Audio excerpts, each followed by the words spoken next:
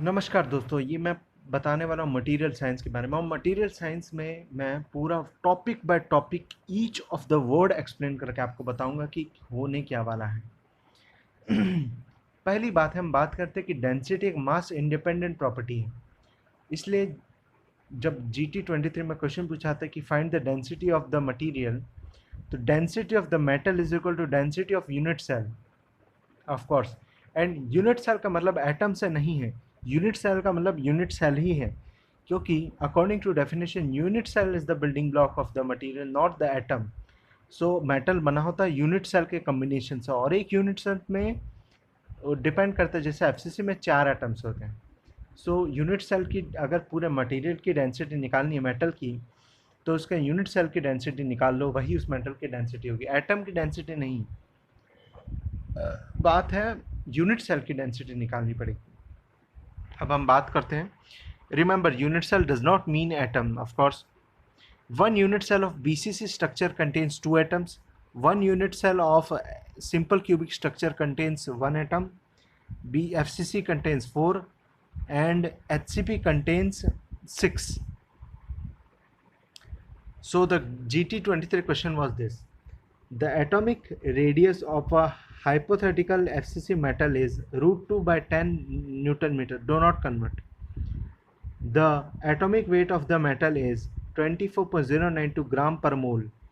Taking Avogadro number to be 6.023 into 10 to the power 23 atoms per mole, the density of the metal is, okay. Just now I studied कि density of metal निकालने के लिए density of unit cell निकालो। density of unit cell निकालने के लिए हमें क्या करना पड़ेगा? mass of unit cell upon volume of unit cell। अब वॉल्यूम ऑफ यूनिट सेल होता क्या है? ए क्यूब। और ए क्या होता है फॉर एफसीसी स्ट्रक्चर? ए और आर ये रेडियस दिया हुआ है ना, तो for FCC structure 4r is equal to √2a, तो a is equal to 4r by √2, तो आ जाएगा 0.4 नैनोमीटर ए की वैल्यू। तो ए क्यूब की वैल्यू आ गई, मतलब नीचे वाले वॉल्यूम आ गया। हमें निकालना mass of the unit cell. Mass of the unit cell निकालने के लिए हमें क्या दिया हुआ है? दिया हुआ है atomic weight of the metal is 24.092 ग्राम पर मोल, यानी 1 मोल में कितने एटम्स होते हैं? 6.02 × 10⁻23। तो इसका मतलब ये हो गया कि पर एटम का वेट हम निकालना पड़ेगा, तो करेंगे 24.092 अपॉन 6.023 × 10⁻23, तो आ जाएगा 1 एटम का वेट। अब हमें दिया हुआ एफसीसी स्ट्रक्चर, एफसीसी स्ट्रक्चर में कितने एटम्स होते हैं? 4।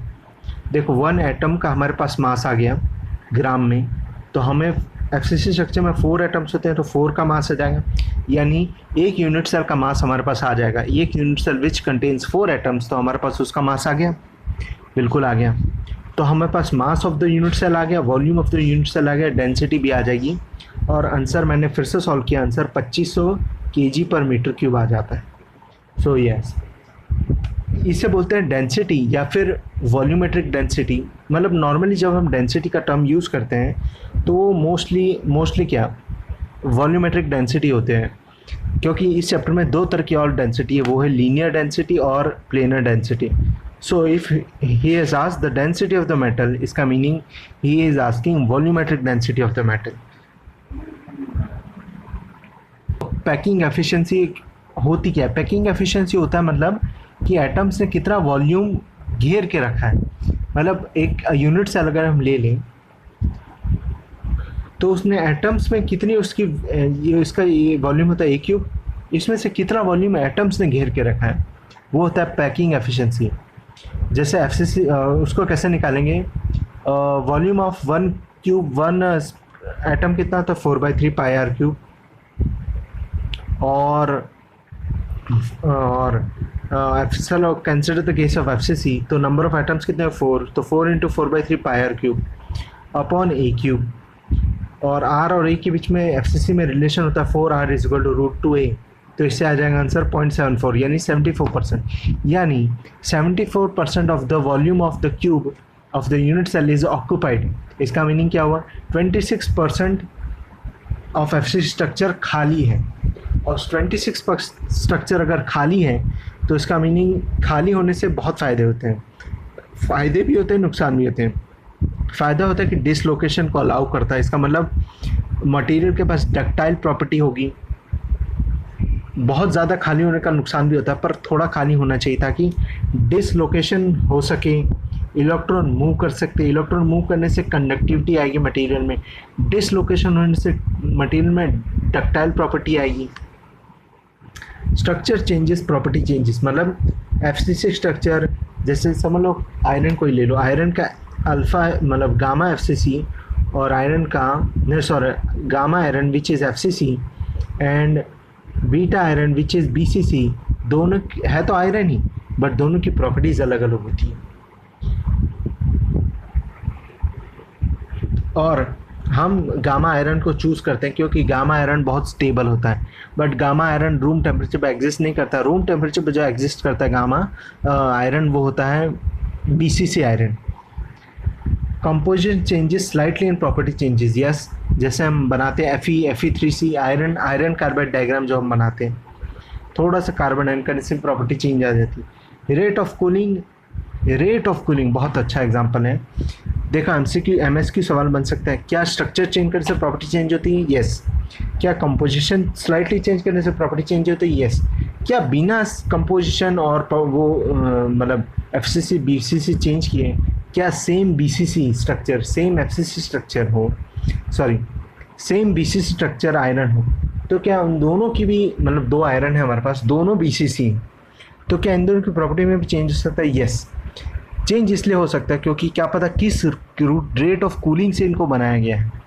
तो रेट ऑफ कूलिंग अगर वेरी होगी तो यस FCC सेम दो BCC के प्रॉपर्टीज में भी चेंज आ सकता है। देखो हम जानते हैं दो तरह का मटेरियल होते हैं, एक होता है क्रिस्टलाइन मटेरियल, एक होता है एमरफस मटेरियल। क्रिस्टलाइन कब बनता है? जब लिक्विड से हम सॉलिड बनाए स्लो कूलिंग करने से फ़ायदा ये होता है कि हमें एक डेफिनेट एक स्ट्रक्चर मिलता है। इसलिए वो जो 7 क्रिस्टल स्ट्रक्चर डिफाइंड है वो है उनका एक्चुअल नाम है 7 क्रिस्टल स्ट्रक्चर्स, क्रिस्टलाइन स्ट्रक्चर्स। और पर इनकी एक बुरी बात भी है कि ये होता है एनिसोट्रॉपिक इन नेचर। इसका मतलब इनकी हर डायरेक्शन में प्रॉपर्टीज़ अलग अलग हो सकती है, ये इनका नुकसान है। एमरफस मटेरियल तो बहुत लिक्विड को फास्ट कूलिंग करके जो बनता है तो वो होता है एमरफस। एमरफस की पर एक खासियत है, एमरफस की ये बुराई है कि उसमें कोई डेफिनेट शेप बनता नहीं, वो डिपेंड करता है कितनी फास्ट तुमने कर दी, उसके हिसाब से अपने शेप पे बनने लगेगा। इसलिए एमरफस को हम ज़्यादा डिटेल में कभी पढ़ते नहीं, हम पढ़ते हैं क्रिस्टलाइन को। सो इसके बाद जो आने वाला सारा क्रिस्टलाइन स्ट्रक्चर BCC FCC ये सब क्रिस्टलाइन स्ट्रक्चर के ही पार्ट है। पर एमरफस की एक खास प्रॉपर्टी है, ये होता है आइसोट्रॉपिक इन नेचर। इसका मतलब हर डायरेक्शन में इसकी प्रॉपर्टी सेम होती है। जैसे हम पढ़ते हैं स्ट्रेंथ ऑफ मटेरियल्स में, चारकोल, ग्लास, ये सब होते हैं एमरफस मटेरियल।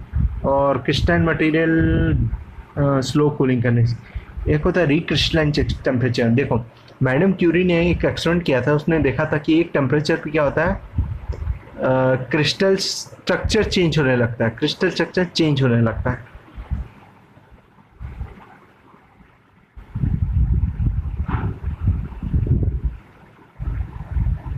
ओ सॉरी रिक्रिस्टलाइजेशन टेम्परेचर होता है 0.3 से 0.4 टाइम्स ऑफ मेल्टिंग पॉइंट।